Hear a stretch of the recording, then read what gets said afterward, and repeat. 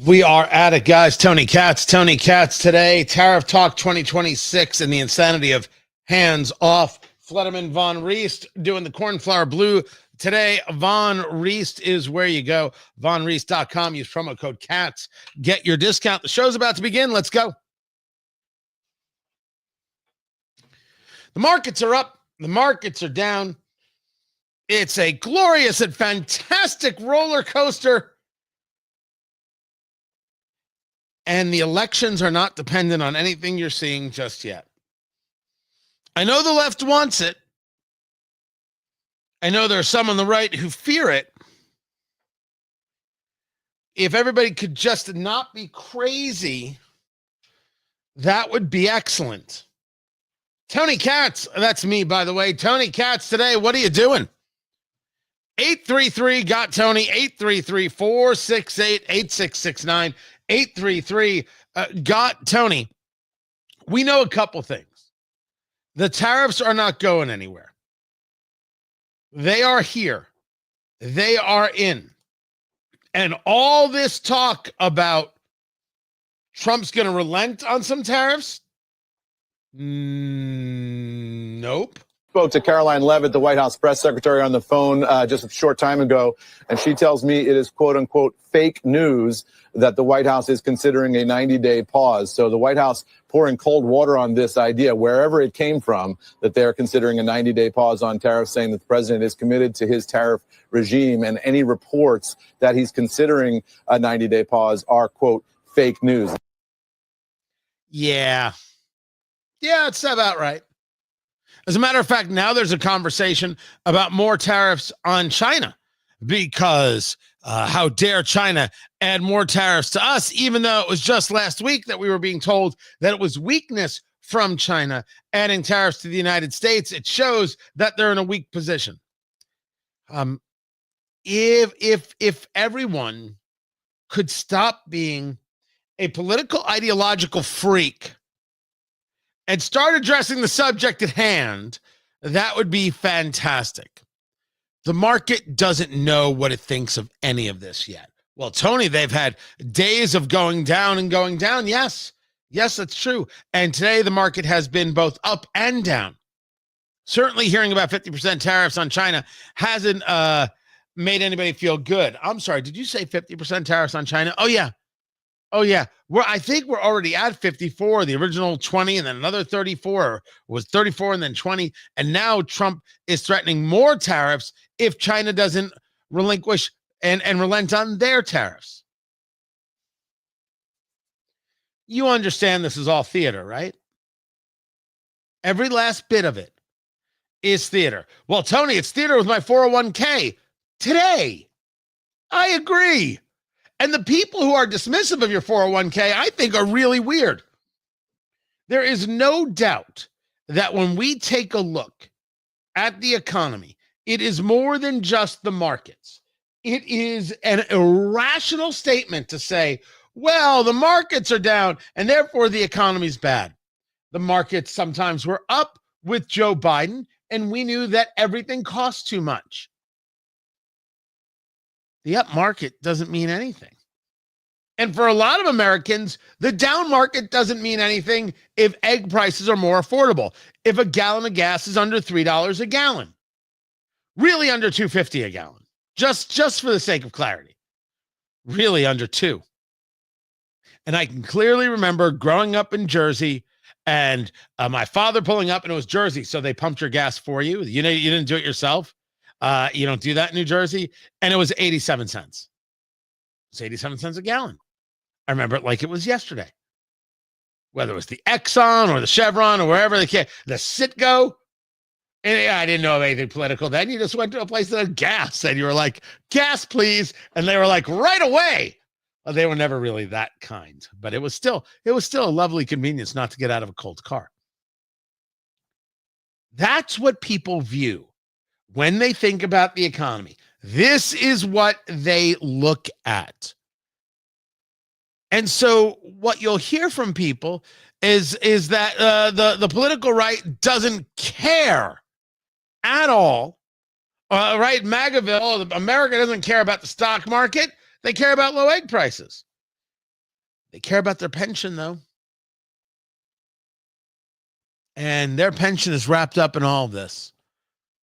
So, yeah, they care. Is it front of mind? Not as much as eggs and gas. Agreed. Agreed. Proving the point that the economy is much more than a conversation about the market.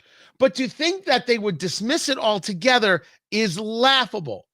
It is just not as large of a part as the political left would like for you to believe. Tariffs or taxes, as we know, we don't have to discuss it again. These tariffs are based on trade deficits. They are not reciprocal. That can't be said enough. Everyone has to admit that. Tariffs, I said, are taxes, and Peter Navarro saying they're somehow tax cuts is just wrong. I know his history. I know he's fully competent. It was a nutty thing for him to say. Absolutely nutty. And then he's going after Elon Musk because Musk is not a super big fan of the tariffs. He just sells cars. He just sells cars. That's a weird argument. It's a dismissive argument. It is silly. I do not know if it's as ridiculous as making the claim, as Navarro did, that the Dow is going to hit 50,000 during Trump's second term. If the market doesn't matter, talking about the market doesn't matter. You can't have it both ways. This is really a conversation, not about what's going to happen with these tariffs, what deals are going to be made. We're hearing a lot of countries are lining up. They all want to make a deal with President Trump. And the European Union is saying we'll maybe zero out taxes, and Vietnam, or tariffs. Vietnam saying we'll zero them out. Israel, where the Prime Minister Benjamin Netanyahu is meeting with Trump today at the White House, has already dropped the tariffs, yet somehow tariffs in the United States were placed on Israel. What matters is not that there are countries lining up to make a deal. Don't be fooled by that at all. What matters is the deal that is made. This is the same exact conversation regarding 2026. What matters is how one messages a moment. To deny that a market is going down and that could have an effect on people's lives is the silliest thing in the world. Don't deny. And we have seen the Trump team over the last few days, as we've been discussing and hoping for, discuss the idea of short-term pain. Trump himself, when he's been on Air Force One and talking about, it's a very, very sick patient, and we have to do this, and we have to do that. These cuts matter, and then these tariffs matter, and he is engaging in something that he should have been engaged in a while ago. He should have been more honest. The team should have been more focused on the fact that there would be pain. I think that that's true. I think that's clear and obvious. But the idea that this subject is the totality of an election, like somehow this is going to make up the story of 2026, that depends on whether or not the Republican Party is prepared to engage in a fight. And the fight is for success. In a midterm, the party in power, outside of the president, loses power. Usually, things do swing. How do Republicans keep that? They do that by engaging the conversation on their terms. And so far, I haven't seen the Republicans move down this road. Eggs are down, gas is down, possibly mortgage rates will go down. The everyday costs have gotten better. The move is on to bring more jobs for your kids back to America, more opportunities for you and your family back to America.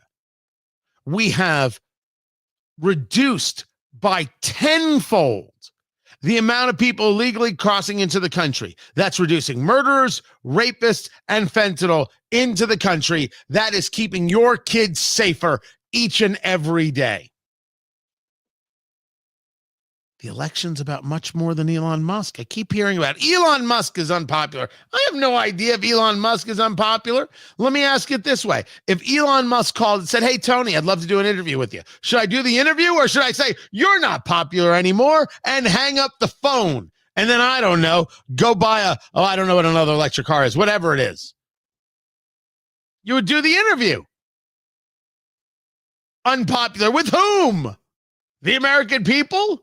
Or just the people at MSNBC? Because those are two very different things. American people and the people at MSNBC. Gonna listen to them? They're trying to set a narrative. My argument is that the Republicans need to be pushing their story now. Because this will not be an election on tariffs. And the left wants to make it a referendum on Trump. And that must now, right now, at this moment, if not days ago, be discussed, be engaged.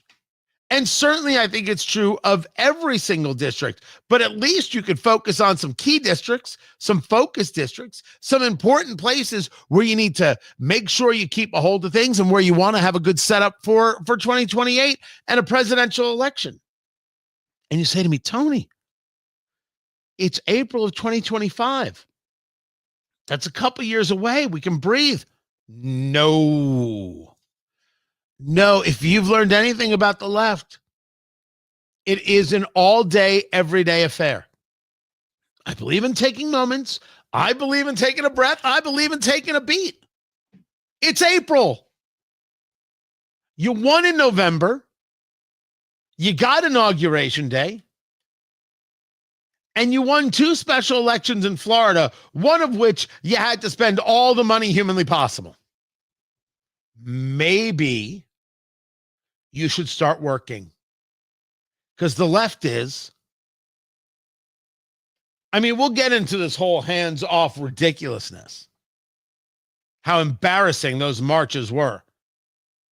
I mean, if you want to see a bunch of older boomer white women and their cuck husbands, man, they were on display like it was a showroom over the weekend.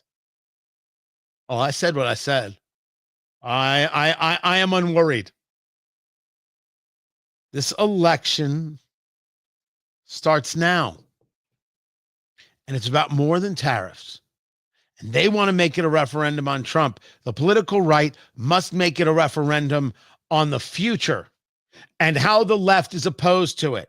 You want to keep more money in your pocket. The left doesn't want to search for waste, fraud, and abuse.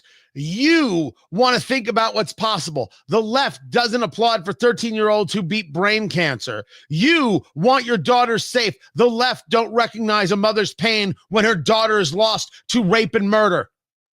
Lake and Riley. Honestly, when do Sarah get with the accountants and the boys in the lab? We're just going to start a consulting firm because we'll take your millions. We can actually do this. Good gosh. You have to start now. That's what this should be about. You want to make it all about tariffs? You want to make it all about a conversation about presidential capability? Meaning, does the president even have the power to do this? As there are members of the Senate trying to curtail his powers? Not surprised by that. By the way, I don't know who would be. Should it be about whether tariffs utilized to bring down trade deficits make sense? I'm not a fan. I don't like any part of it. Understanding where the market's going to go next? Nobody knows where the market's going to go next. It's like the freaking Spanish Inquisition over there. Nobody knows that either. What we know is that 2026 is coming. And you better start working now in order to get the victory. I'm Tony Katz. This is Tony Katz Today. So I grabbed my lighter. It's a very, very cool lighter. My lighter's out. How's a man supposed to have a cigar if his lighter's out? By the way, far worse than any tariff, me without any juice in my lighter. This is a Lubinsky right here. This was a gift. It's cool, and it's got the poker at the end, right? The poker there, so you can kind of like, you've got a plugged up spot, you can do that, or you can put it in there and you can hold it on there at the end so you can get the full cigar. It's a lovely piece, not too expensive, not one and done, and it's got a pretty okay size reservoir for butane. I'm gonna go. Hold on, I'll be right back. Keep an eye on the studio. Just watch everything. All right. Just keep an eye. I'm going to grab a lighter. It's nothing, guys. I'll be back in a second. Everything's cool. Just remain calm. Doing fine. Everything's great. There we go. That's right. Try and get that on another podcast. Right. So I have the remain calm. I did not have Spanish Inquisition in my in the StreamYard for doing audio, but I think I should be able to bring that audio in another way. Like, I should be able to have, I wonder if I can do that. Can I now set this playback?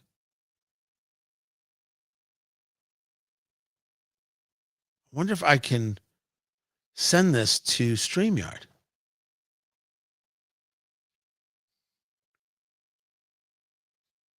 No, it won't go to StreamYard. I should be able to send this to StreamYard. All right. I'll figure that another time. Guys, good to be with you. Good to be with you. I don't think I'm off base with my my conversation here regarding the tariffs. I don't know what else I'm supposed to say.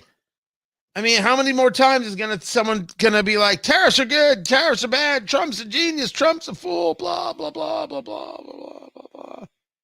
Oh, so damn boring. Instead, I'm a little more focused on where this goes. We're playing the game to the end. These people can squawk over here all blah, blah, all they want. We're here. This is where it's going. Let's be here. Let's try and educate along the way, so we don't get screwed. Which is, what I'm trying not to be, at least in this situation. 30 seconds, producer Landon. I hear you. Anyway, I have a doctor's appointment today. Nothing serious, but should you smoke a cigar before a doctor's appointment?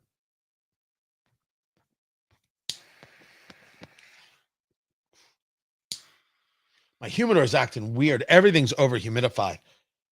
This is far squishier, but that's the technical term. Then I like. I cannot figure out what's going on. I think I may have to because it's a refrigerated humidor. I think what I have to do is shut it down for a little bit. Well, and somebody disagreed with me. James, I'll get to your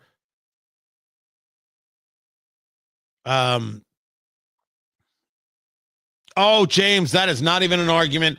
I will get to your comment. I swear to you, I really do appreciate it. But nope, not buying. Not a buyer, boo.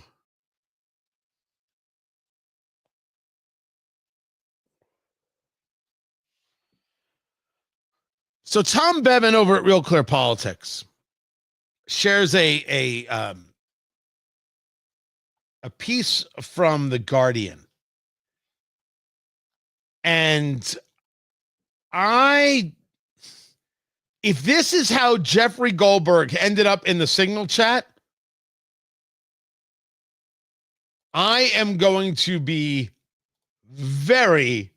I'm not surprised, not stunned. That's just impossible. The amount of things that would have to work to make this happen, impossible. Tony Katz today. So here's the story. And you're like, Tony, why are we talking about Signal?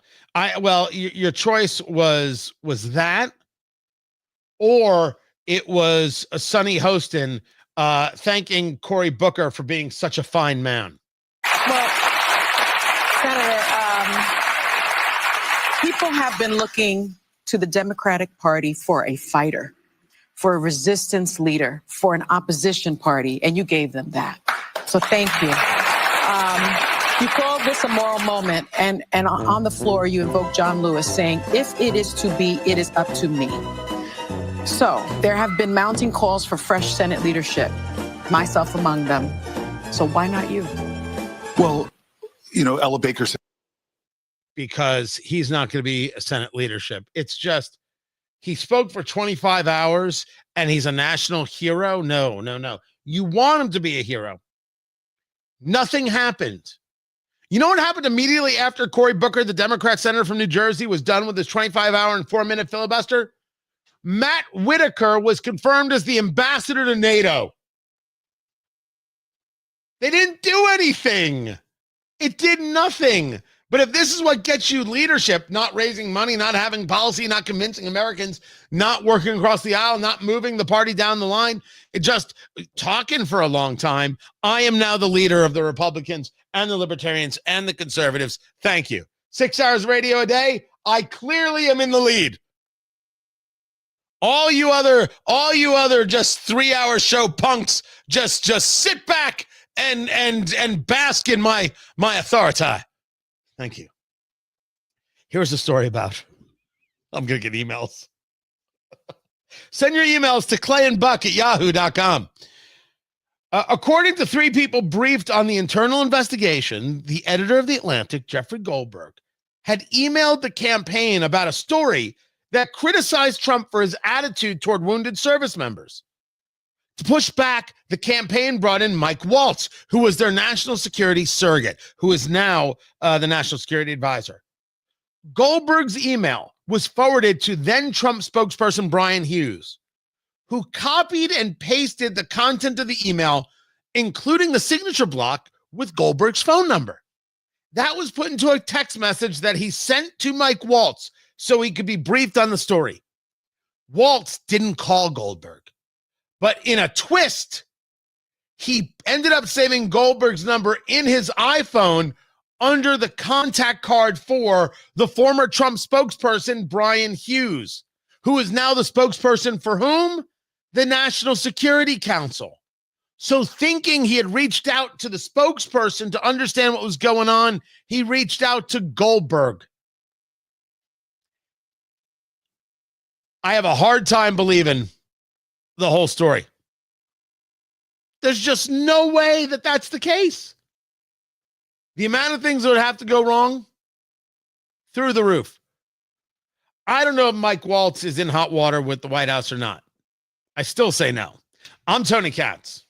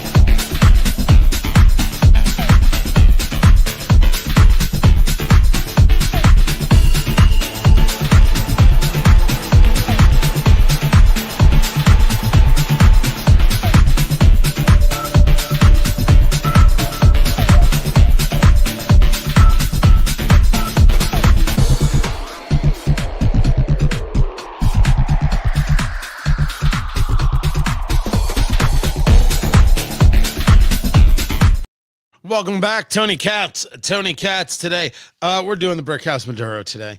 Love it.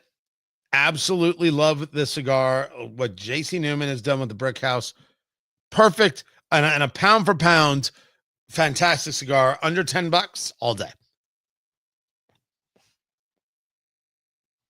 All day long. Now, let me get to answering this. As I said, I would. What is with the smoke now traveling this way? Well, don't be that like that. All right, here we go. So there was this right here from James. And James said, "Why are you being disingenuous, Tony?"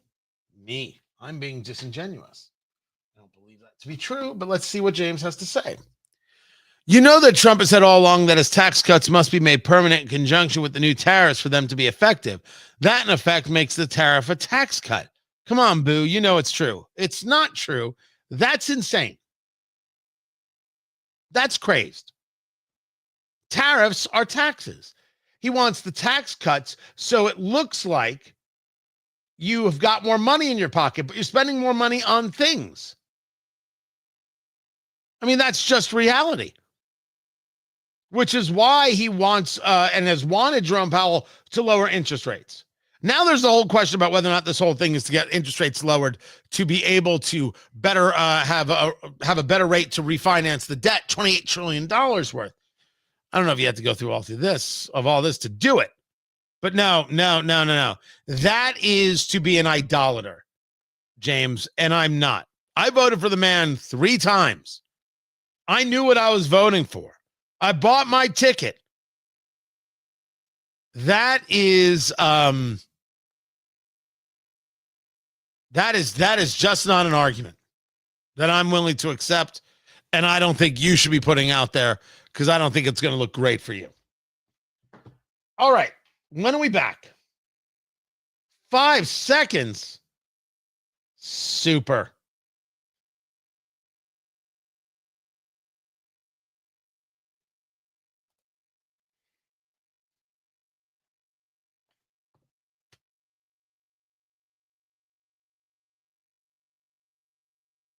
And so I think a lot of these judges are taking it upon themselves to usurp really important power. For example, when President Trump declared a predatory incursion of these criminal violent gangs, he's well within his Article 2 executive power to deport them. He can do that.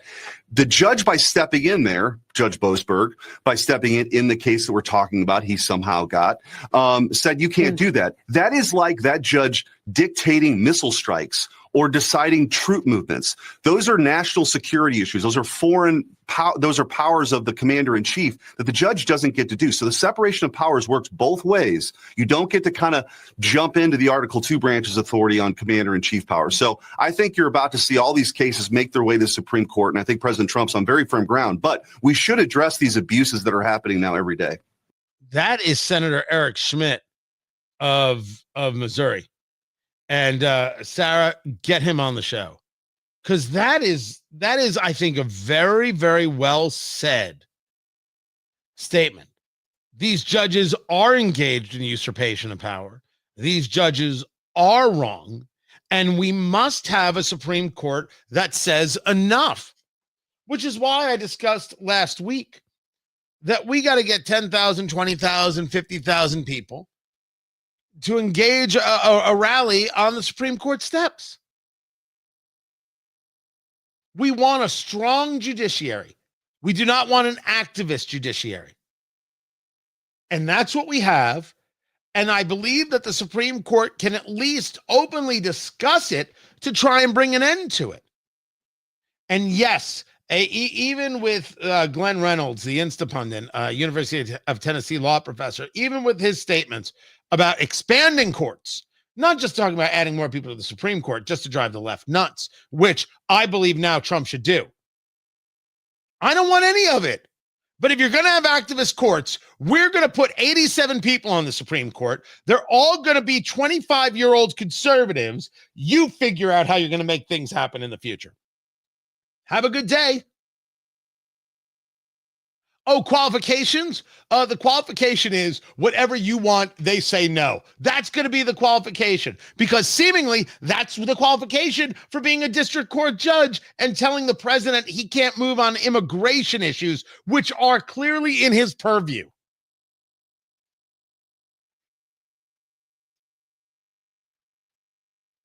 It's nutty. Absolutely nutty. How they think that we're just supposed to take this. We're not. And we should not. That brings us to the wide world of professional billiards. You know how much I know about professional billiards? I know zero about professional billiards. I can't play pool at all. I had a friend across the street growing up in New Jersey, and they had a pool table, and every now and then I'd get lucky, but nope, no patience, no understanding, zero. I would need a pool table, and I would need time to prepare. But in the Ultimate Pool Women's Pro Series event in the UK, you had Harriet Haynes going up against Lucy Smith. It was for all the cue balls. And the pool balls weren't the only ones there, because both Harriet Haynes and Lucy Smith are men who claim to be women. The championship was between two men who want to claim to be women for the women's title. As Noah Pollock put it, my God, they did it. They actually did it, and it's perfect. Congratulations, leftists. You have just come one step closer to erasing women in sports. You keep this up, you'll be an Islamist, because women won't even come outside unless you let them. What? That's not what they're doing? It's absolutely what they're doing. It's absolutely who they are. What is the difference between the American left and an Islamist when it comes to how they treat women? Keep women from succeeding, keep women from being around, put women in their place, tell women to lay back and take it, and if they should get all uppity, tell them that they're bigots and they're sexist and push them down further. The left hasn't gotten to beating them yet, but, you know, give them time. Right now, the beatings are only mental. No difference. Just full on erasure. There was, and I will get to, there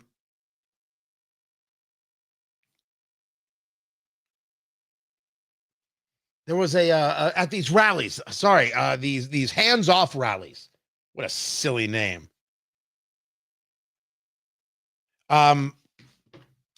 There was one person. A woman who claims to be a man, I think it was a woman who claims to be a man. And what she was saying, oh, I'm sorry, I don't play the pronoun game.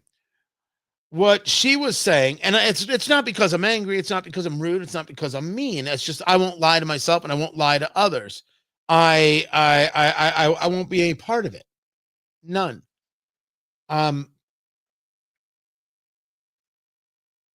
He was saying that right now in America, in terrible America, because he's a woman who claims to be a man, he can't use a bathroom in 4% of America.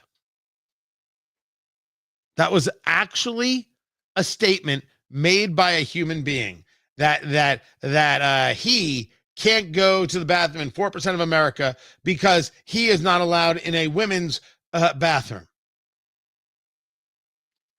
There is a moment where wanting to be a victim maybe goes a little too far. You choose not to use a bathroom in 4% of America. No one is stopping you from using the bathroom that you're supposed to use. You are not a victim. You do need help, though. The victim, plural, victims, are all the women in this pool tournament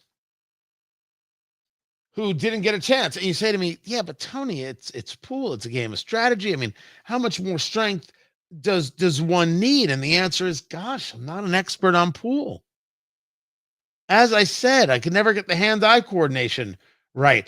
In our chat room, it's because I'm not good at strategy. Gosh, the trolls are just epic today. I don't know. Maybe it is a strength conversation, right? What goes on the break? What if it's about a hand-eye coordination or a dexterity conversation? Men have more dexterity than women. Women have, in most cases, more flexibility than men. There could be differences here. Neither here nor there. The men competed for the championship in women's pool. And you know it has to happen. It has to happen. I have actually been in my life to not many, I'd say 2 or 3 WNBA games. I'm in Indiana, and the Fever play here connected to the Pacers, and now we have Caitlin Clark, and I haven't seen Caitlin Clark yet. But I've gone and was actually, when you're courtside, an enjoyable game. When you're watching on TV, it moves outrageously slow. But the game moves much faster when you're watching it in person than it does on TV. It's totally true. I want the WNBA to be successful. They are rallying around Caitlin Clark, except, of course, the owners are. Not the players and not the media that still want to eviscerate her for being too white. They're bigots, and they have got to figure that out, and the WNBA has got to figure that out. We know this. Now you saw the women's game last night, right? And I think was it UConn? Yeah, UConn wins. Thank you, producer Landon. They beat the snot out of South Carolina, 82-59. There is a player for UConn. Is it Paige Buchers, Landon? Is it Beckers? I wasn't sure. And they're trying to make her into the next thing. I don't know if she's heading to the WNBA or not. I don't know what that future is. They want this league to work. They see an opportunity, and at least the ownership understands they got to try to take advantage of it. I cannot wait until men start going out for the WNBA and where the women are and what they have to say. We know that in women's soccer, absolute horrific souls like Megan Rapinoe have said, oh, sure, if a man says they're a woman, they're a woman. You let them play. You absolutely let them play. Megan Rapinoe, who takes a knee. Megan Rapinoe, who's just terrible as a person. Wants to end women's soccer. She wants women to be paid the same as men. And then she wants men to take all the jobs of the women. When it comes for the WNBA, what will be said? Will they protect women then? Will they only protect women when there's real money on the line?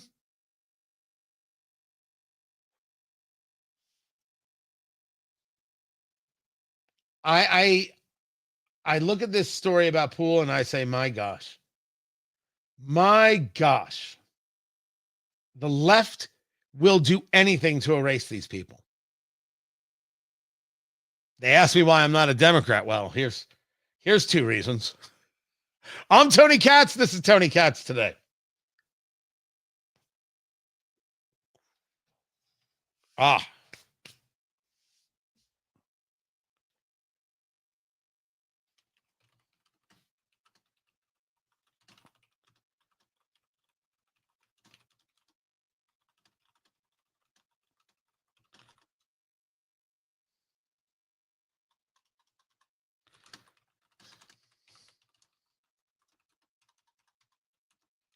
Beckers? Okay, thank you.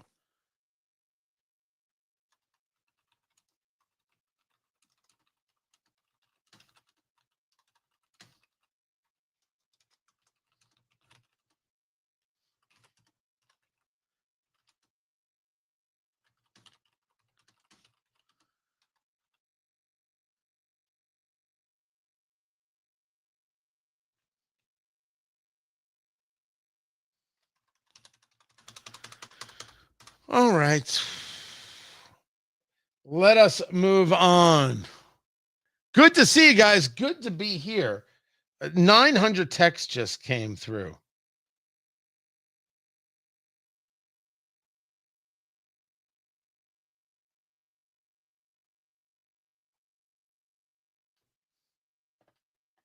So let me try and answer them.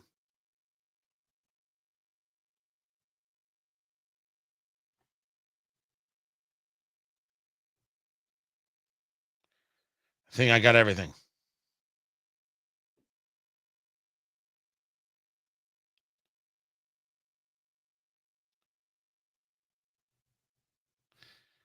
There. I'm now caught up. Just that easy. Let me go to the comments right here. I don't think Caitlin Clark is dumb. Or were you commenting on somebody else? Could have been you commenting on somebody else. So that's that. So okay. I want to make an argument. I want to state for the record that I do not think that Caitlin Clark is a political moron. And I don't think we should discuss it like that. I think two things. First of all, she's young. She is. And secondly, rock in a hard place, traversing a landscape that no one has done before. It's her and her alone. I mean, if we're talking WNBA and you want to talk about Lisa Leslie, you want to talk about Sue Bird, you want to talk about Tamika Catchings, who was at WNBA great and Olympics, and she's from here or lives here in Indianapolis, and like has done a lot, like a truly beloved figure. But none of them had the weight of the entire league on their shoulders. None of them were an actual superstar. They weren't getting the commercials and shoe deals and basketball deals. And that was not happening. Caitlin Clark walked into the league, and 5 days later, they started getting charter flights. That's different. She's got no one to back her up. She has us, and yet she's got the league, and she's just trying to, I think, engages some appeasement. Maybe she actually believes, in which case she's wrong. And certainly for us, it makes us not want to be more supportive. I wanted to see her be successful. Why wouldn't I? But I think that she's in a tough spot, and some of it's age and a little bit of grace. All right, I don't claim, Dusty, to have an expertise in the WNBA. I'm telling you how I've seen things positioned. Media reports, etc. You could very well be right. And Matt asks, why can't conservatives do what the left did this past weekend? We don't troubleshoot, maintain. You mean the rallies? Yeah, it's not usually our thing. But that's why I believe in doing it at the Supreme Court. 150%. Getting back to the show.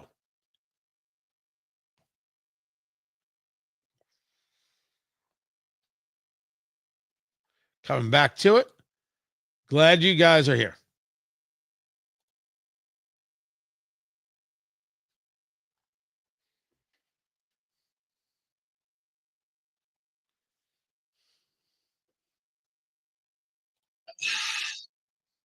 What about the theory that these retaliatory tariffs are part of a Nixonian grand strategy, like dropping the gold standard was to solve America's debt problem by forcing down treasury yields and weakening the dollar? That's a theory that has some purchase right now. Well, I do believe the dollar will be weakened. I mean, most political theory is, or economic theory is, tariffs raise the value of the currency. I think it's going to weaken the dollar.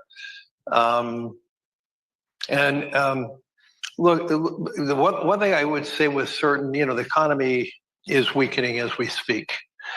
And so the need for the administration to focus on these pro-growth agendas, which was much of what the president campaigned on. We have to get that going. Whatever it's the tax cut, we need to be deregulating. We need to be streamlining permitting. Exactly all the things I've been writing about, where we need to get the private capital, private markets to start investing in the United States. That's Larry Fink, the CEO of BlackRock. This whole theory is about the idea that Trump wants to drive the market down, weaken the dollar, get a refinance, a lower interest rate to get a refinance of the debt.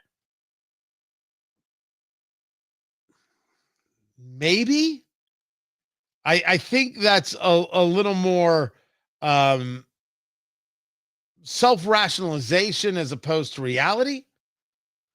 But it could be an unintended consequence.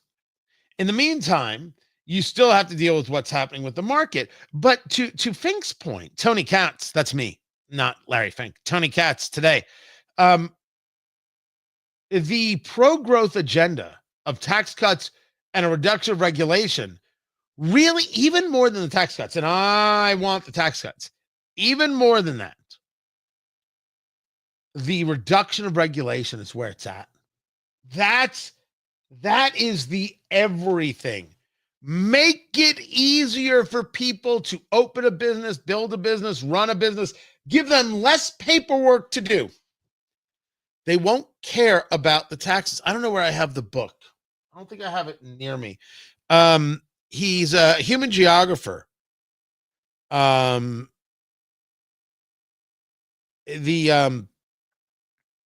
Berteau is professor. And what he stated was, he talks about, for example, cities and what makes a city. And what is it that people like about a city? And what people like about a city is the opportunity for random encounters. And random encounters is the idea that, people want green spaces and they want places where people gather so they can meet other people. And that is just true. Say what you will about parks or anything else. People love that stuff. I amongst them. And there is a value that comes back, even if you didn't build condos on it. But what he stated in a conference, a teleconference that I was a part of, was we all think that the way to attract business and the way to attract opportunity is lowering taxes. And the answer is no. People aren't as moved by the taxes as they are by the ease of being able to accomplish their dream. And so when you create a lower regulation society, when you make it easier for people to build their business, to build their opportunities, to move forward on fulfilling their own passions, desires, wants, more people come. And the taxes actually become something secondary. Makes perfect sense, actually. I want to reduce the regulation and the taxes, which is a pro-growth strategy, and I agree with Fink on that. As for the whole weakening the dollar to get a better interest rate to refinance the debt, I don't know if that's the plan from the beginning. I'm Tony Katz. I do not know if that is the plan from the beginning. So here's where we are. Good to see everybody. Tony Katz. The show is Tony Katz today. Great to be with you. You find everything I do over at TonyKatz.com. I think I've made some fans on the social medias right there. I'm thrilled to see that. We're going to take the quick break. And Sharon, hello, Sharon. How you doing? Sharon's been with us for a while. I greatly appreciate you. Thank you. We're going to take the break for a little bit. We will be back. Sarah, I'm going to remind you, we need to build out some new break material. Has to happen. We got to get that done. So smoke them if you got them. I do. I'll be back in just a few minutes as we're in the radio break. We bring the break to you as well. Keep it here, guys.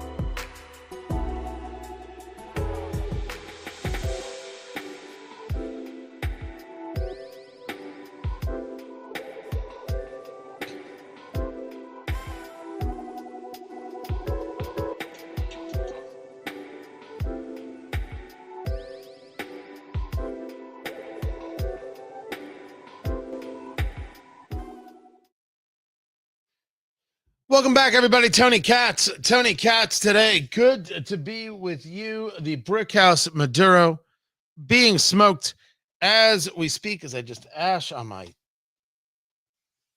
keyboard. It's not a perfect science, but it's better than not smoking the cigar at all. My gosh. The only problem is to do a cigar with the show like this. You end up lighting more often, and sometimes you can risk not, the cigar gets a little bit less enjoyment sometimes. For me, it'll get too hot. It'll kind of plug up, and it's super annoying. It's also sometimes the way I smoke. There we go. And this right here in the cornflower blue, this is the Hanoverian from Flederman Von Riest. Thrilled to work with them. Fantastic watches, fantastic people. You want to go to vonrieste.com, R-I-E-S-T-E. You want to go there and you want to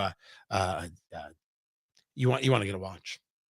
I think I said it right there. You want to get your watch from vonrieste.com. Use promo code CAT and get your discount. Von Rieste, R-I-E-S-T-E, vonrieste.com. Debbie, thank you so much. Appreciate that. I am glad that you're here. I'm glad that you're enjoying the show and enjoying the live. I thought the jazz was all right, but blame Sarah. Sarah knows she's got to make some more of these. Listen, I am in charge of this part. Sarah's in charge of the other parts, and Sarah is failing you all. I don't know. I think we should march in protest to her home. I think there should be a whirlwind, and I think there should be a reaping the price. You'll pay the price. You'll reap the whirlwind, and you will pay the price. Seabright, New Jersey. Nice place to be. Nice place to be, Seabright, New Jersey. If you've got the money. Otherwise, it's just annoying.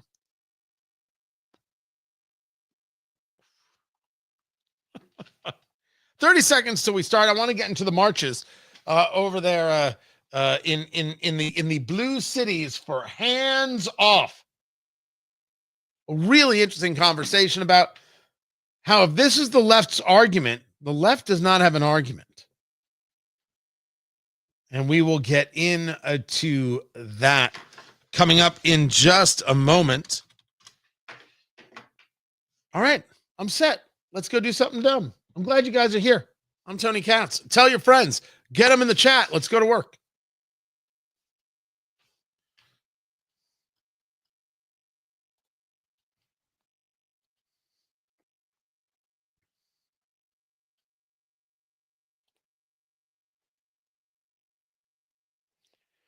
So they gathered all across the country to say hands off to Donald Trump and Elon Musk. And it just proves how strong the political left is. Or so the Germans would have you believe. Tony Katz today. Oh, I can't believe they pay me to do this. 833-GOT-TONY, 833-468-8669. In order to explain this right, 833-GOT-TONY. That is the number. The live stream is happening on Twitter, X at Tony Katz, YouTube, Tony Katz, Facebook, Tony Katz Radio. Come be a part of that. Get in there, get in the chat room. Thrilled to talk to you. You can also comment on Twitter. I'll catch it there. Before I continue with what hands off is, this AstroTurf movement, funded movement, I should remind you, producer Landon, back in the studios, finger on the dump button, because as I play some of the stuff from these important protesters, just as a question, can you feel the sarcasm? Is it emanating through the radio? Can everyone catch that when I talk about them as important protesters? These good, decent Americans. Everyone's got that. It does it feel like it's dripping? Do you feel, producer Landon? Do you feel a sense of moisture at all in any way?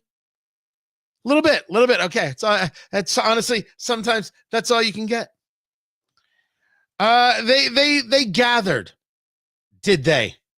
Hands off with their National Day of Action to stand up against those who believe they can take whatever they want, our democracy, our future, our rights. You weirdos. Weirdos. This is hands off. And so they had all these events. And they want to say it was all across the country. Well, they had little pockets all across the country, 50 people here, 200 people there. But it really, in large measure, happened in big cities, blue cities. Now, some of them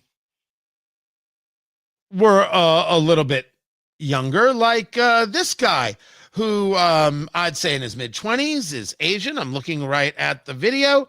But when was asked to explain why Trump was a fascist, it didn't work out so well. He's wearing a sign that says the Trump fascist regime must go, which is weird because they just got voted into office by 77 million people, also not fascists.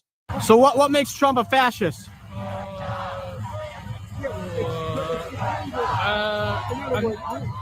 What makes Trump a fascist? He does things without Yeah, talk loud. I don't have my mic on. Oh, I'm not really good into interviews.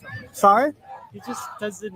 He just does everything he wants, and not following laws or. He cannot answer the question. Now you could argue maybe there was a language barrier, but there was no language barrier from getting him there. Right? He was there. It's a basic question. He is one of many, many, many, many people who could not answer the question. What is it that you're actually opposed to? It also should be known that he was one of the younger people there. But that's not who dominated the events. The people who dominated the events were older.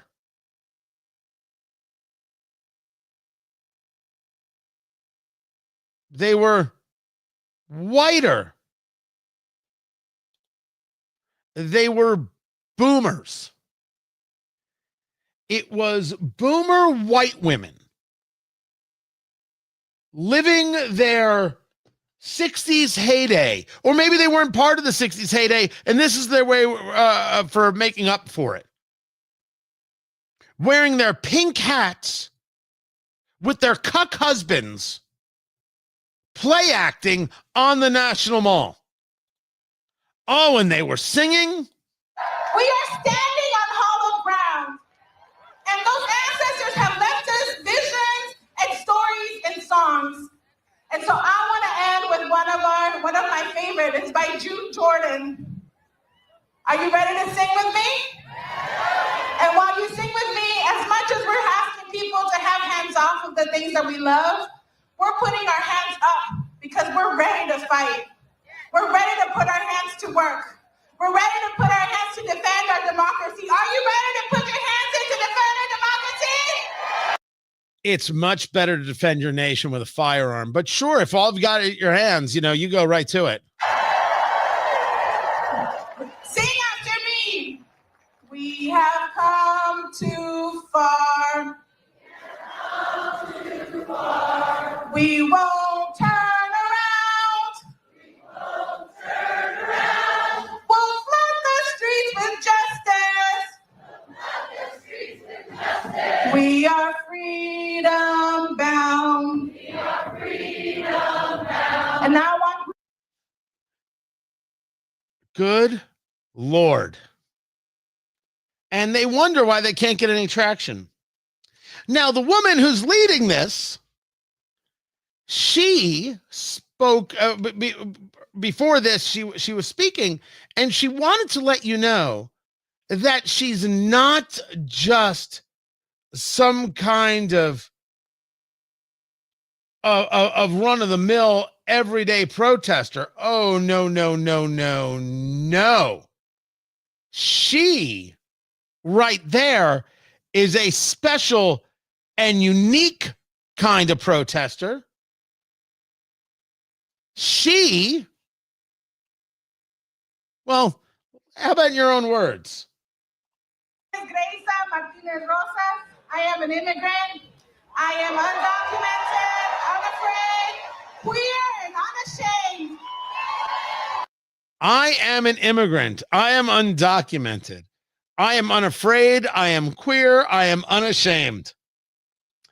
And soon to be deported. She forgot to add soon to be deported. It was right there on the tip of her tongue. Please, no one ever tell me about how these people have been relegated to the shadows. Can we put an end to the whole conversation about relegated to the shadows? This is who you put on the stage to lead all the old liberal white women and their cuck husbands. By the way, I have no plan on stopping whatsoever. According to producer Carl, who does my morning show, she works at an NGO, a non-governmental organization, and makes $180,000 a year.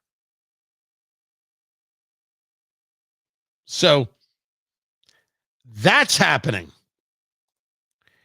These rallies moved nothing. And these rallies meant nothing. These rallies did not even begin to comprehend what it was that they were rallying against.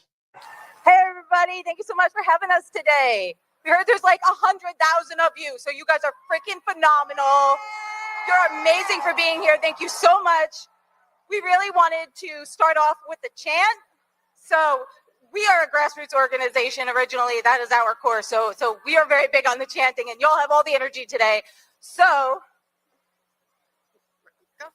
no Trump, no KKK, no fascist USA. No Trump, no KKK, no fascist USA. No Trump, no KKK, no fascist USA. Your KKK rally cry there would be a lot better if it started by saying the Democratic Party should disavow ever being friends with Robert Byrd. I mean, that would, I think that would go far. So are you about people who are here illegally? Are you about the KKK?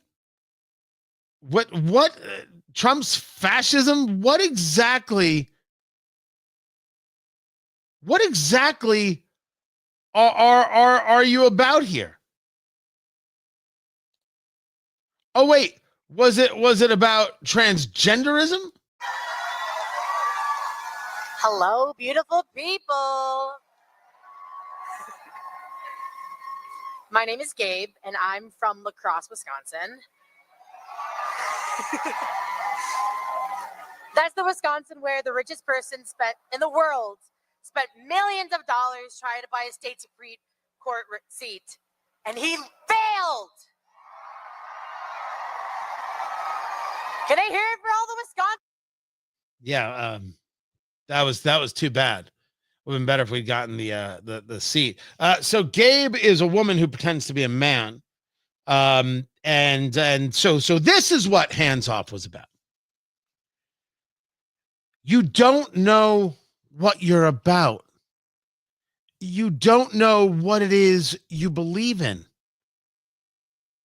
Your entire event is this mix, this hodgepodge of pseudo-intellectualism and progressive takes that provide no value for anybody who may want to support you, because you still can't get yourself some focus. Starting with the very name of your entity, Hands Off. Hands off what? What exactly should Trump, the president of the United States, have his hands off? The military? He's the commander in chief. Immigration? He decides immigration policy. The border? Same rule. Taxes? The economy? He engages the policy, and if there's a tax cut, or if somebody, Lord forbid, wants a tax increase, he'd have to sign it. 77 million people voted for him to be hands-on, not hands-off. Your argument from your name is that you don't believe that Trump should be allowed to do anything. You do not believe that the duly elected president of the United States should be allowed to be the president of the United States. This is your argument. Your argument is not that the country belongs to us, belongs to we the people, but rather you believe the country belongs to you, because you do not believe in the idea that you can't just love your country when you win. And every time Joe Biden said it, you clapped along as if somehow it mattered, but you knew deep down it didn't. When you win, everybody has to do what you say. When you lose, everybody has to do what you say. This is your argument. Your argument is the political right is not allowed to run the country because it gives you the sads. My God, who gives a damn if it makes you sad? Who cares if you're upset about it, bothered by it, annoyed by it, angered by it, PO'd by it, name your other thing by it? No one cares. People showed up to march. Yeah, they were bored on a Saturday. And they have been taught that somehow screaming at the wilderness and chanting ridiculous chants is a way to fight. I go back to the whole conversation about Cory Booker. And I was clear from the beginning that all this was about Cory Booker moving his way up the ranks to be considered for 2028. That's what every single part of it was about. But it didn't do anything. It didn't change anything. Oh, he showed he's a real fighter. How about a policy initiative? There's no policy initiative from these groups. I was a Tea Party guy back in the day, an original Tea Party guy. And we should be clear that the Tea Party had the right idea, had the wrong understanding of how duplicitous members of Congress were, and we failed. It's interesting to see some of that coming back now, but we did. We didn't get the thing done, which was less spending. Right idea, really captured imagination of America, had a message and a philosophy, had ideas that we shared, did not have an implementation to save our lives. Just fact. That's the way it went down. These people don't even have a message. These people don't have any level of message at all. Hands off, and oh, by the way, trans this, and oh, by the way, illegal immigrants that, and then Representative Maxwell Frost deciding to get, well, we're all closer to being on the streets than having a bank account that looks like his. How do you think he got to where he's at? I have people who come up to me and say, Maxwell, why would they be stealing? Elon Musk is already the richest person in the world. He has enough money. The question is, how do you think he became the richest person in the world? And your argument is that Elon Musk is going to steal the Social Security and has been stealing from people. It's not true. It's not true. You can say anything you want about Elon Musk. You could say that he was able to get all sorts of federal this and opportunities that. He worked the system. Don't be angry at the dude. And don't call him a thief. There has to come a moment where Elon definitely goes after these people. And defamation and all that. Nah, you guys had a series of rallies that moved no needle, that inspired no people. You still don't have young people.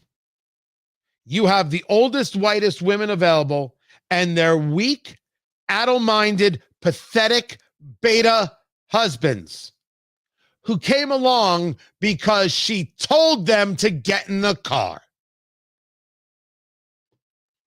You don't win elections that way. But as I will discuss and have discussed, the political right, they better be working on 2026 right now, because you can't rely on progressive ignorance to win you elections. I'm Tony Katz.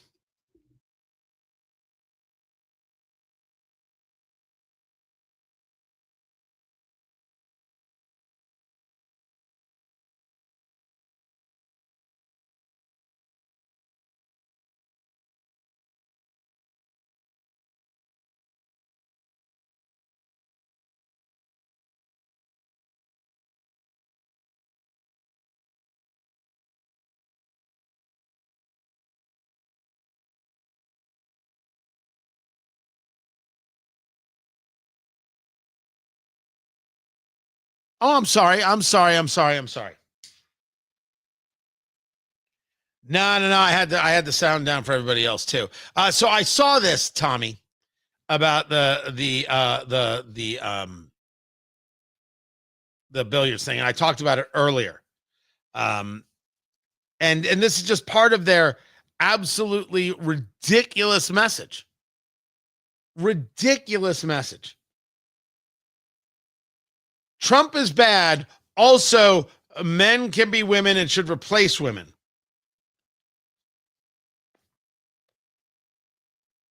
It's very messed up stuff. Very messed up stuff.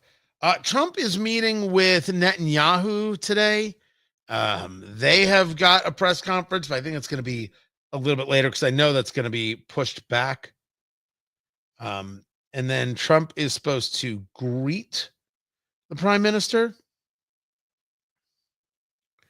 Ooh, wait a second. Who's that? This is Derek. I do not know Derek, and I cannot confirm nor deny his business. Small business owner doing screen printing in Whiteland, Indiana. The red tape with local, state, federal government. Total pain and inefficient. Very true. It's not government or paperwork that affect my current bottom line currently. It's tariffs. At a small level, I'm completely at the mercy of my suppliers and product producers. When global goods cost more, they charge more. I have to charge more. The American consumer pays more. You're not getting a disagreement from me, Derek. I wholeheartedly agree with you. I am not a fan of any of these tariffs at all. I'm not in favor of this trade war. The whole thing just sucks. 1,000%.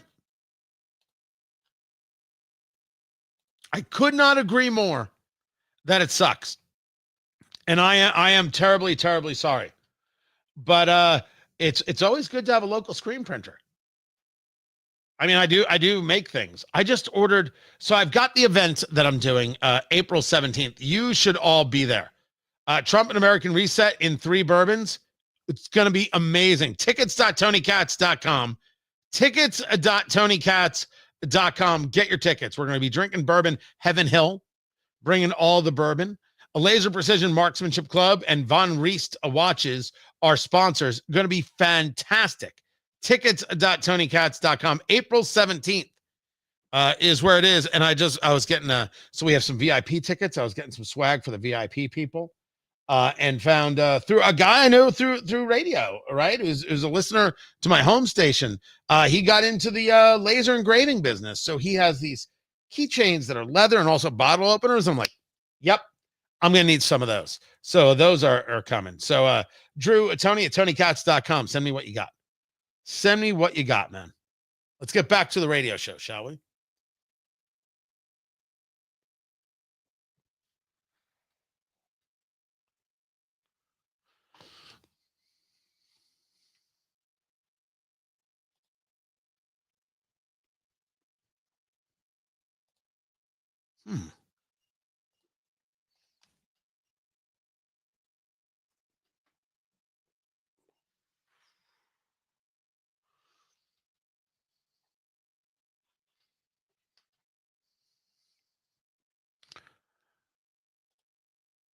President Trump, you've seen pictures. He is meeting with Benjamin Netanyahu, the prime minister of Israel. The conversation, you would argue ostensibly is about tariffs, the conversation is going to be much more than a conversation about tariffs. The conversation is going to be about an end of Hamas once and for all, which is going to really be a conversation about the end of the Ayatollah once and for all. That's what we're looking at. That's the story. That's the everything. Because that's what you need. You cannot have an end to these wars because there'll just be another one and another one and another one after that. You cannot end these things without putting an end to the Ayatollah, without putting an end to the people who are funding the madness. Can't be done. As the Prime Minister pull up, President Trump waiting for him there at the front of the White House. And a handshake. You look good. Did you bring any corned beef? I'm assuming that's what he asked. I'm assuming that's no, that's not what he asked. I would have guessed that was it. Tariffs will come up a little, but without an end to Hamas, to Hezbollah, to the Houthis, Israeli help in this, that's going to be the main conversation. This is Tony Katz today.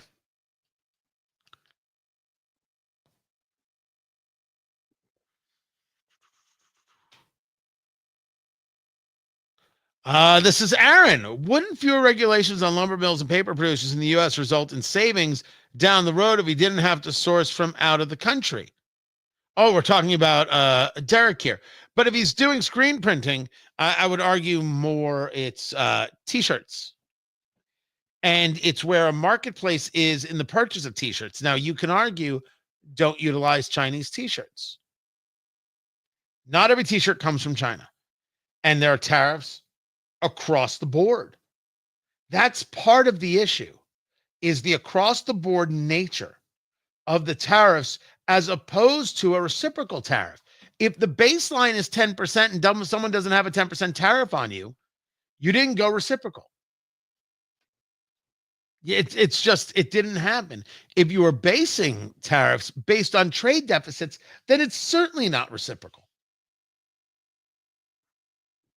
That's the way that one is.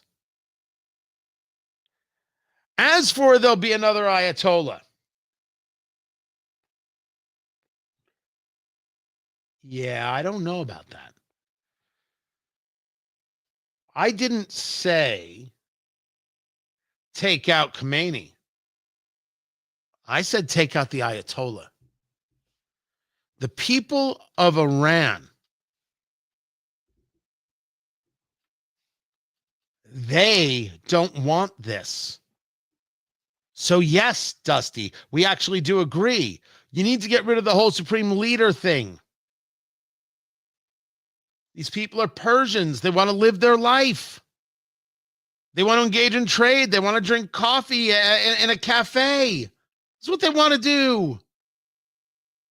Nobody wants this. None of these people want this. Nobody wants to live under Islamic rule. Doesn't work out well. It's murderous. It's horrific. It's incompatible with all civilization. I didn't say a single thing wrong there. Islamists, those who believe in Sharia, are incompatible with Western civilization. So it's us or them, and I choose us.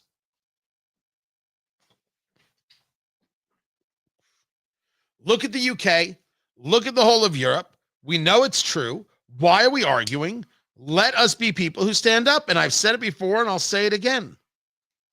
King William, currently Prince William, will be the last king of England.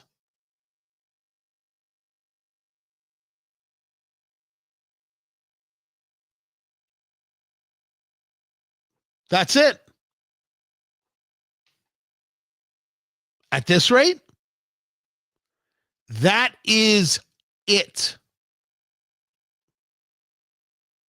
There's just no other way to see it.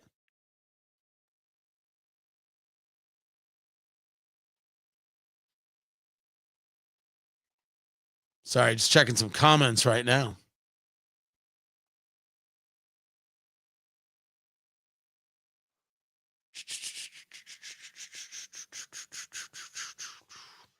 All right. Let us get ready for what is next.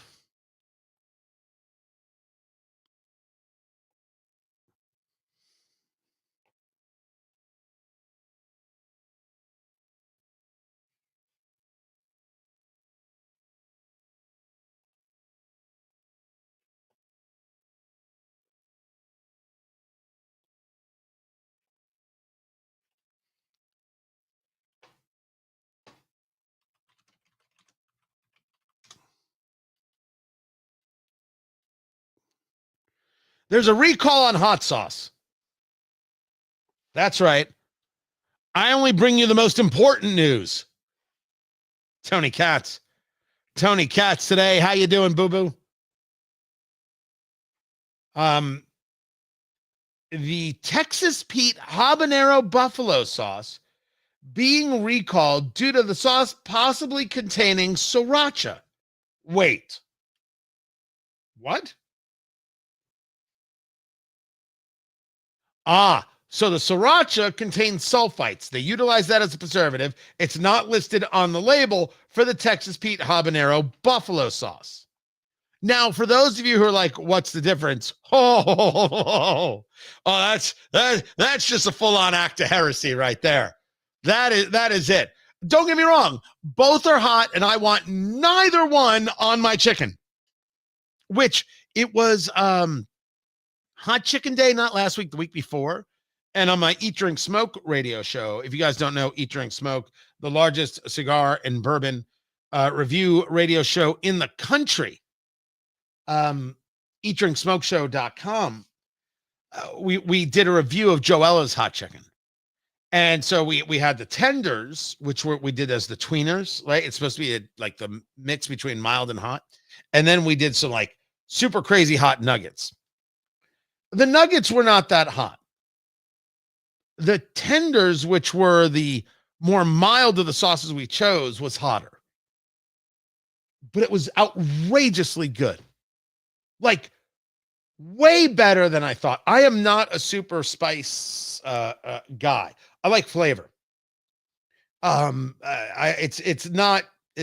don't live in the world of spice, and I'm not trying to prove myself to anybody. And the people were like, oh no, I need the double habaneros. I ate the jalapenos raw. I don't even sweat. I'm a real man. Okay. I just don't ever want to follow you in a bathroom. None of that moves me. But in terms of actual flavors, there is a difference between these things. So I had the Joella's hot chicken. I'm like, this is very, very good. I need to start making my own, or at least try some other people's hot chicken. So the recalls, California, Colorado, Connecticut, Illinois, Massachusetts, North Carolina, New Jersey, Ohio, Virginia, and Vermont. And there are no illnesses. I don't think there are going to be illnesses. I would assume that the hot sauce burns off the rest of anything else. But there is this recall out there, and I wanted you to be aware of it.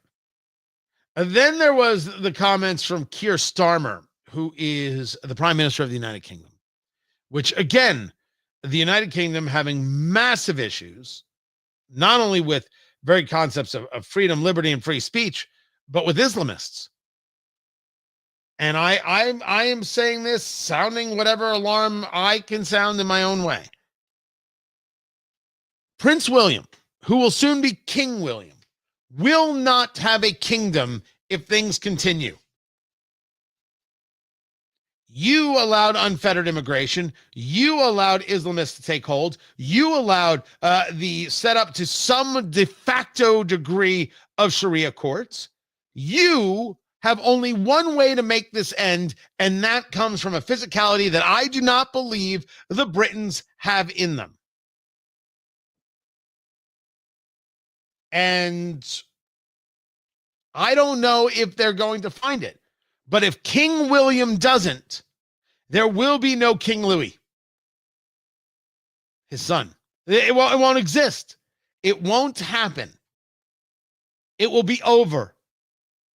You will hand the keys to whatever the imam is. You might be allowed to escape. And then Buckingham Palace is going to be turned into a mosque. I said nothing that is rude. I said nothing that isn't historically factual based on the idea of Islamic conquests and what they have done in other places. Just look at the Dome of the Rock. There's nothing else to say. This is going to happen. The Islamist is different than your neighbor who happens to be Muslim. But doesn't change reality. But Keir Starmer is now saying about President Trump and these tariffs, look, we don't agree with him, but there's a reason why people are behind him on this. Quote, the world has changed. Globalization is over, and we are now in a new era. We've got to demonstrate that our approach, a more active labor government, a more reformist government, can provide the answers for people in every part of this country. No. As I've stated, I'm not a fan of these tariffs. But the end of globalization? That's interesting. I don't know if anybody's ever properly defined that. What does it mean to have an end of globalization? Because I don't want to end trade. I want trade. Trade is good. Trade's important. Trade's valuable. I want to keep being able to buy goods from other countries at a lower price. I want them to produce what they produce, maybe better than what I produce. I think there's a value there. I want them to provide the widget that I then utilize to make my goods. And I want to be able to get that as inexpensively and as well made as possible. What I don't want is dependency. What I don't want is a removal of sovereignty. That's what it is to avoid. And it is very clear. You know, I've mentioned them doing this event, and I only hope to see you all there. Tickets.tonykatz.com. Trump and American Reset in 3 bourbons. We're going to take a look back at the first 100 days, and we're going to, the highs, the lows, the executive orders, comparing it to other presidents. One of the people I'm comparing it to is Joe Biden. I'll give you a little teaser of the event. Is that when you take a look at Joe Biden's first 100 days and the things he moved on, they all equal the globalism. These were the things important to him. Well, actually, not important to him, important to Barack Obama. I've said too much. I'll tell you the rest when I see you April 17th. Trump and American Reset in 3 bourbons. Heaven Hill with the bourbon, and we've got Laser Precision Marksmanship Club as our sponsor, laserpmc.com. Von Riest Watches, I am their brand ambassador, thrilled to be working with them, Rieste, assembled in America right here in Indiana, vonriest.com, and get your tickets.tonykatz.com. I will be sharing all of this. Globalization is not what we want. We are a nation. We have sovereign borders. We determine our course. We determine our future. In that determination, we also get to say to people, this isn't working out. It's not us. It's you. You've got to go. There was a story about how the Secretary of State, Marco Rubio, made an announcement saying that the Trump administration would revoke all the visas held by South Sudanese passport holders because South Sudan will not accept repatriated citizens.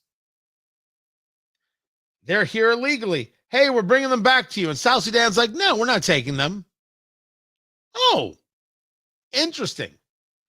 Rubio putting out in a statement, effective immediately, the United States Department of State is taking actions to revoke all visas held by South Sudanese passport holders and prevent further issuance to prevent entry into the United States by South Sudanese passport holders. Continuing, every country must accept the return of its citizens in a timely manner when another country, including the United States, seeks to remove them. He stated on social media, on the Twitter X there, our efforts to engage diplomatically with the South Sudanese government have been rebuffed. And people are like, how dare you? What do you mean, how dare you? Who in the bloody world is entitled to a visa? You're not. You're not entitled to anything. And if your government acts the fool, don't be surprised if you have to deal with the consequences of that. There is this radical idea that somehow our job is to let in anyone from anywhere at any time, and we don't get to say no. Otherwise, we're not living up to Emma Lazarus's poem, The New Colossus, at the base of the Statue of Liberty. It's a poem. It's not policy. Neither is Hickory Dickory Dock. It doesn't mandate clocks everywhere. Nor does it do anything against mice. Could you imagine if poems were policy? Man, would it be rough being a girl from Nantucket. Policy is policy. And a nation has the right to say no. A nation has not only a right, it has a duty to protect its own borders. And I argue it has a duty to seek alliances and opportunities with other nations without being subject by that nation. That, to me, is putting an end to globalism. It's looking at what's his name? Klaus? Who's the globalist dude from the World Economic Forum? Why can't I remember his name? Klaus Schwab, that's it. Klaus Schwab. Listen, we've heard what you had to say, and we heard you and your people talking about you'll own nothing and you'll be happier. And of course, this idea that somehow we should eat bugs. And the answer is we don't want to invite you to our Christmas parties anymore. No. We sorry. Listen, we read all your stuff. We read all the pamphlets and we went to your meetings, and we're not going to be buying this timeshare. That, to me, is the end of globalism. That doesn't mean isolationism. And if that's what we're seeing, cool. Wait, am I off base there? Share with me why. I'm Tony Katz, and this is Tony Katz Today.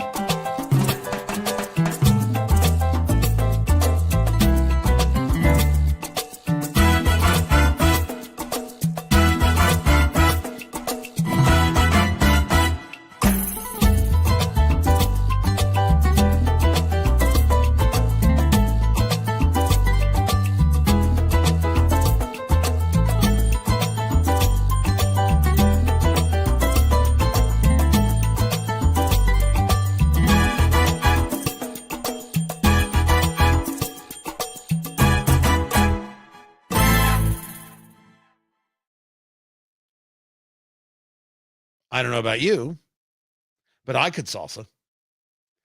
Tony Katz, that's me, Tony Katz today. I still don't have this right. It should be like this. That should be like that right there. It's fine.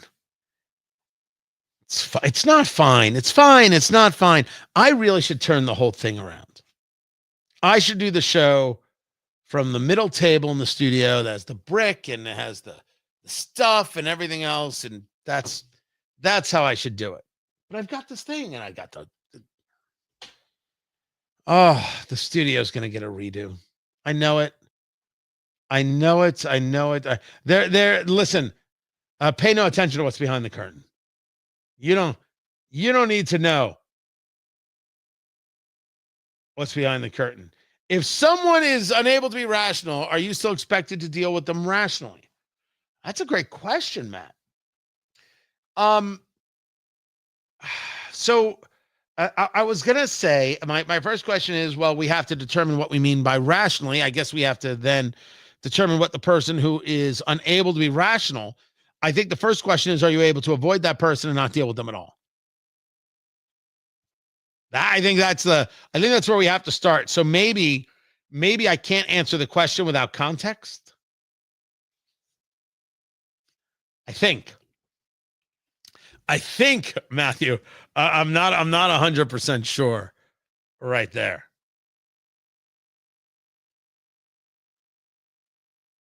Let's see where else we are. Trump met with the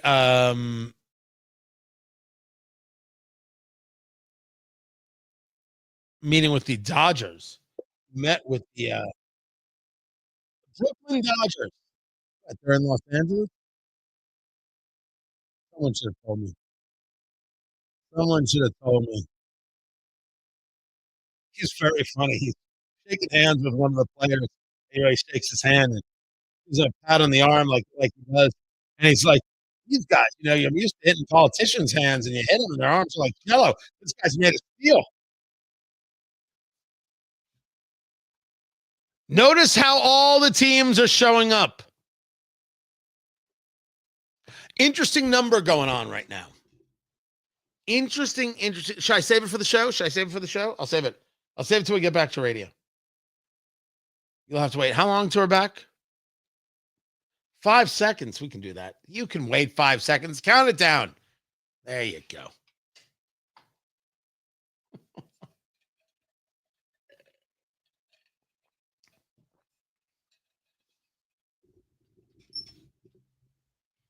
Ooh, I need to get a new boom arm. So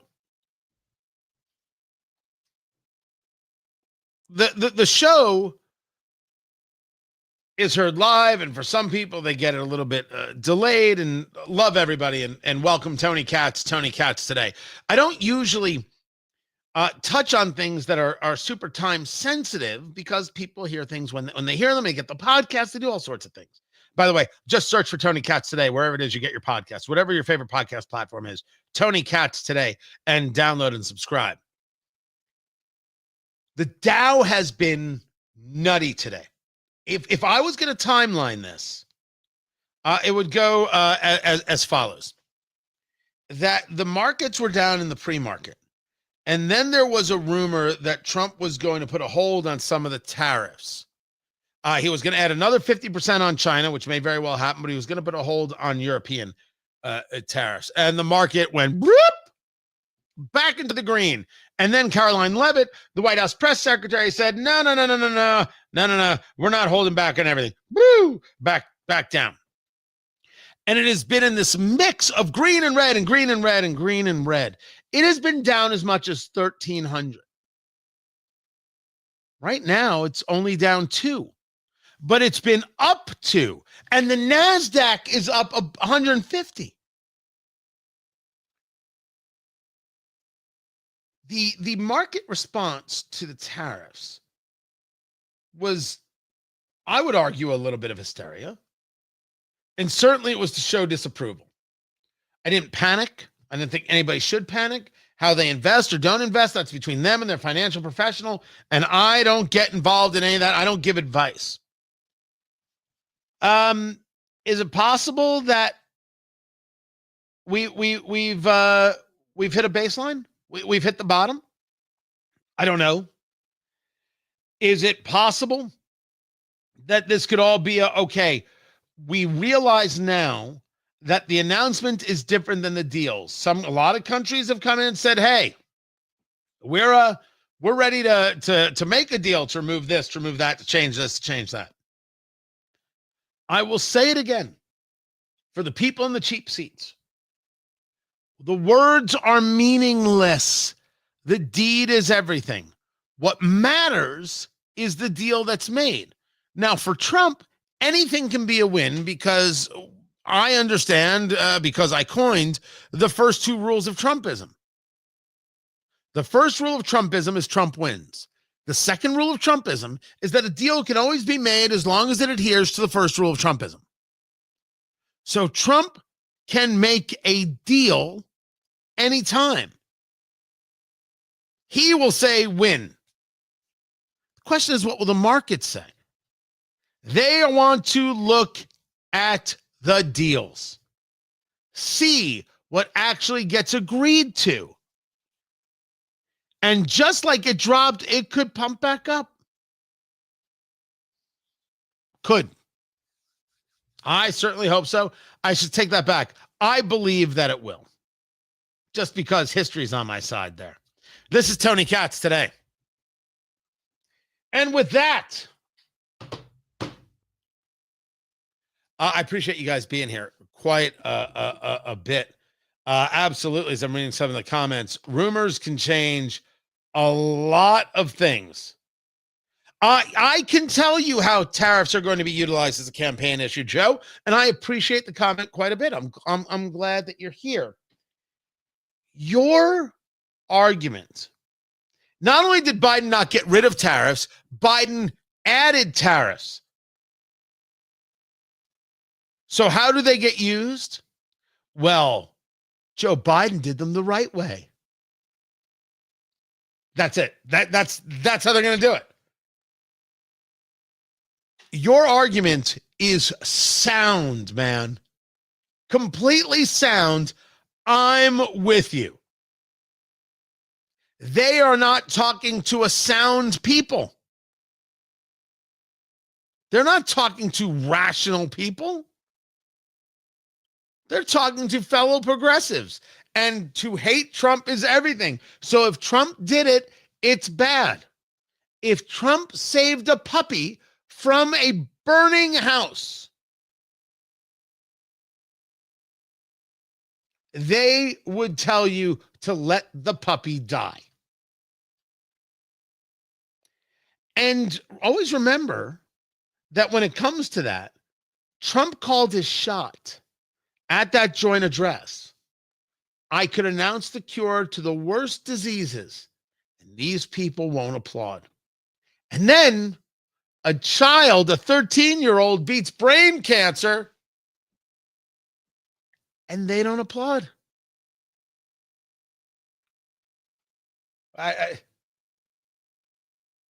What else is there to say?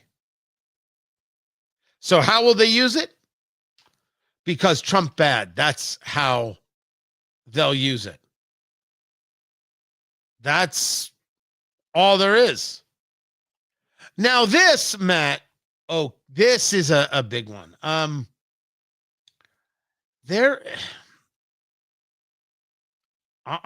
think it's clear that while I'm a guy who wants Trump to be successful, I am not somebody who lives in MAGAville.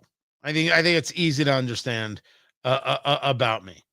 I have never, ever been part of the Never Trump insanity. These people are not conservatives. These people are despicably daft. If you argue that voting for Kamala Harris would have been better for the country, that is just an ignorance that I'm not willing to be around. But I'm not here to be loyal to Trump. I need Trump to be loyal to what he said he was going to do. And I need these things done for my selfish needs. And my selfish needs are pretty awesome. I don't apologize for this. I'm not even angry with the guy. I just want smart policy that gets me where I need to be. There is this, there's this discontent going on. Anecdotally, I'll share this from some in actual Magaville that we're supposed to have the Epstein files. You didn't release the Epstein files. You engaged in some nonsense, ridiculous lefty theater where you had 5 or 6 so-called influencers waving some binders that told us nothing. Who was on the island? It's the only thing that matters. And Pam Bondi has not come through.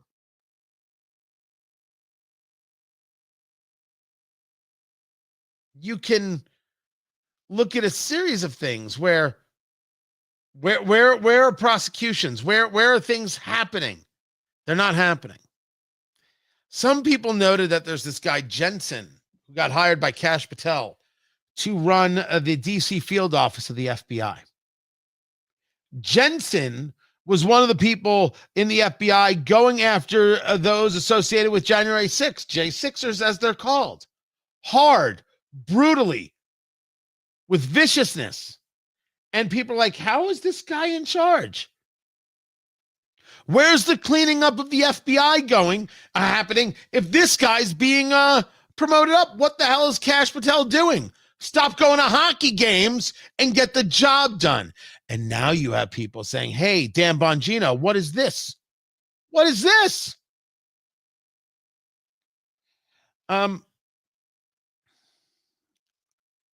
I believe we said here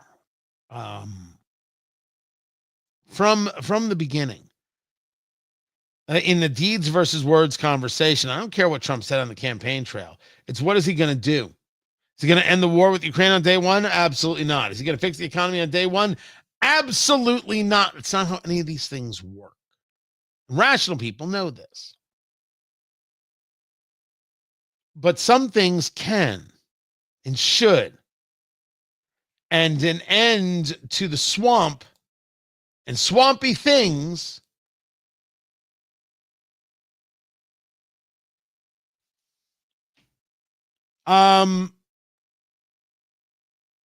if you don't make the moves, if you don't do to a certain degree what you said you were going to do regarding the swamp, what did we vote for?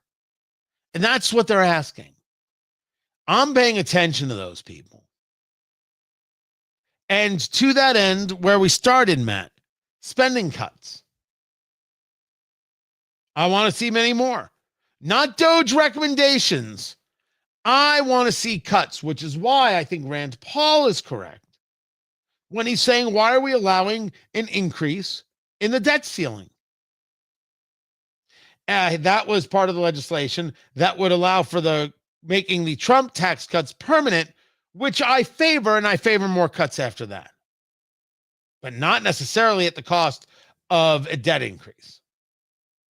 We need to see not only the tax cuts, we need to see the spending cuts, and they need to be serious. Now, there was another argument that reconciliation can't do some of the cuts that we all want. This has to come in another form, in another way. So that we might be seeing that legislation a little bit further down the road. I just don't think the Magaville folk have too much patience, and I can appreciate that. The White House did not cancel the Netanyahu visit. They canceled the press conference. That's what they canceled. I don't think it was necessary. But Trump already greeted Netanyahu there, stood outside, waited for him. But they canceled the presser. The conversation is going to happen. Now I just want to know the results. That's all. How much help is Israel going to get in being the tip of the spear against these Islamists, against these terrorist groups? What is the tariff conversation? That's all I need to know. So the press conference could be seen as unnecessary, and it could be they don't want to answer questions, which is weird for Trump because Trump will answer everything. But maybe Netanyahu didn't. Maybe it's something else. Maybe they still had some things to work out and they didn't want to be in a press conference where they had to disagree with each other and had another or had themselves a Zelensky moment.